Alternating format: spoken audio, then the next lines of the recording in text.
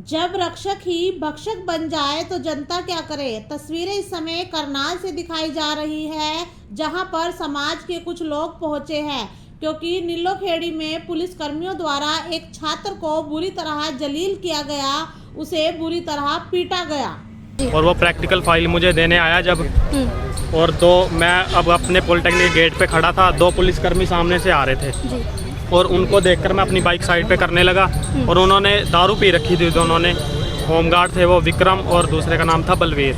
उन्होंने मेरे बीच में सीधी लाकर बाइक मारी और मेरी बाइक भी गिर गई और मैं भी गिर गया।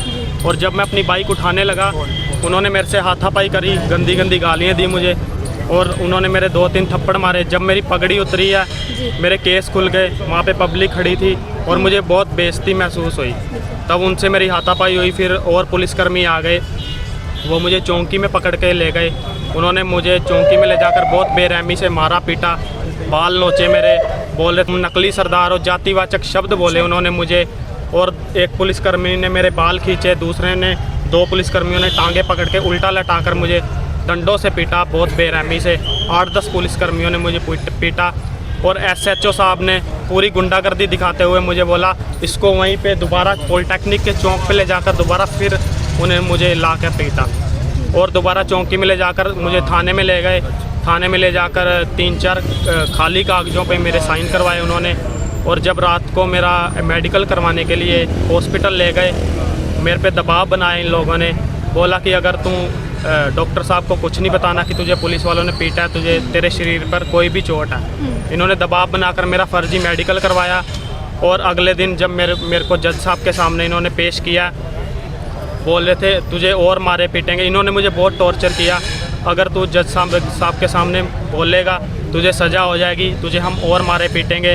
तो जज साहब के सामने कुछ नहीं बोलना कि तुझे पुलिस वालों ने मारा पीटा या कुछ भी है। मेरी बॉडी पे अभी भी उनकी मारपीट के निशान है, बहुत बेरहमी से उन्होंने मुझे मारा है। मेरे कान का पर्दा भी फटा हुआ है, ब्लड जमा हुआ मेरे कान में और मेरे दांत भी टूटा। जिस संस्था के अंदर आप पढ़ रहे थे, कहीं ना कहीं उनकी जिम्मेदारी होती है कि अपने स्टूडेंट का ध्यान रखना, तो उन्होंने कुछ नहीं किया। वो पुलिस वालों ने प्रिंसिपल साहब के साथ सेटिंग कर ली थी, उन्होंने हमें फ़ोटोज़ भी नहीं दी, प्रिंसिपल साहब ने वीडियोज़ भी नहीं दी। 2 घंटे का टाइम लिया प्रिंसिपल साहब ने हमारे से कि आपको 2 घंटे बाद दे देंगे।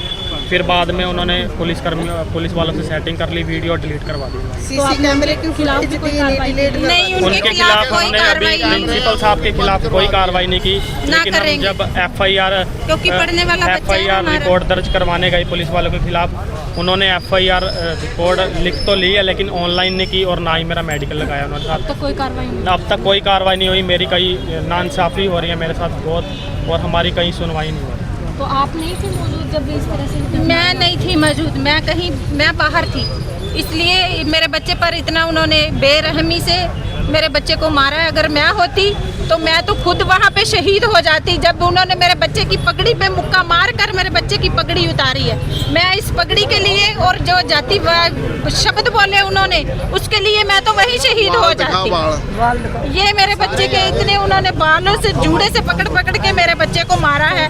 ये मेरे बच्चे के केस हैं और इन केसों के लिए हमने अपनी गर्दें उतरवा कर ये केस मिले हुए हैं और हमें पगड़ी मिली हुई है। हमारी पगड़ी की बहुत उन्होंने बेइज्जती करी और हमारी जाति की बेइज्जती करी। ये हमें बर्दाश्त नहीं हो रहा। मेरा मन तो यही कर रहा है कि मैं वही चौकी में जाकर कुछ खा लूं, वहीं पे शहीद हो जाऊं। मेरे बच्चे को क्या कारण? मेरे बच्चे को इंसाफ चाहिए। उन्होंने हमारे से 2 दिन का टाइम मांगा था और माफिया मांग रहे थे कि चलो हमारे से भी गलती हो गई है और बच्चे की भी गलती है तो हम मतलब कि इसे रफा दफा कर देंगे, लेकिन उन्होंने कोई रफा दफा नहीं करा। हमें कल भी हम गए थे वहाँ पे, उन्होंने हमें टाल दिया। अब हम यहाँ पे SP के साहब पास आए हैं। अब देखो ये हमारी क्या सुनवाई करते हैं। मेरे बच्चे की जिंदगी का सवाल है और जो इन्होंने केस धारा लगाई है वो अपनी ये वापस ले। मेरा बच्चा कोई उग्रवादिया नहीं था, कोई गुंडा नहीं था, कोई डकैती नहीं था। इन्होंने मेरे बच्चे को बहुत बेरहमी से मारा है। देख सकते हैं कि छात्र के साथ किस प्रकार का व्यवहार पुलिसकर्मियों के द्वारा किया गया। अब आप ही हमें बताएं कि छात्र के साथ मारपीट करना और उसे अपशब्द बोलना कहां तक सही है।